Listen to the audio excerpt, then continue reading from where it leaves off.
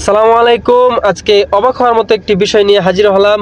গাড়ির মধ্যে থাকা বড় আকারের যে সমস্ত খেজুর গাছগুলো দেখা যাচ্ছে সবগুলোই কিন্তু লাগানো হবে। এখন আপনারা ভাবতে পারেন যে হাউ ইটস পসিবল, তবে এক্স্যাক্টলি এটাই সত্য যে এই বড় বড় খেজুর গাছগুলাই কিন্তু লাগানো হবে। এবং এটাও প্রশ্ন থাকতে পারে, এগুলো কি জীবিত হবে? হ্যাঁ, এগুলো কিন্তু জীবিত হবে এবং এই বড় খেজুর গাছগুলাই কিন্তু লাগানো হবে। সো ভিডিওটি শেষ পর্যন্ত দেখতে থাকুন। ক্যারেন দিয়ে কিন্তু এখানে গাছগুলো নামানো হচ্ছে, নামানোর কাজ চলতেছে। অ্যান্ড দেন এখানেই কিন্তু সারিবদ্ধভাবে অলরেডি গর্ত করা আছে, লাগিয়ে নেবে। আর আমাদের অনেকেই আশ্চর্যের বিষয় হচ্ছে যে মূলত বাংলাদেশি বা মোস্ট অফ দ্য কান্ট্রির জন্য যে আসলে কি এত বড় বড় খেজুর গাছ লাগানো হয় আদৌ? এটাই সত্য যে হ্যাঁ, লাগানো হয়। ছোটো গাছগুলোও পাশাপাশি লাগানো হয়, যার যেটা আর কি পারফেক্ট মনে হয়।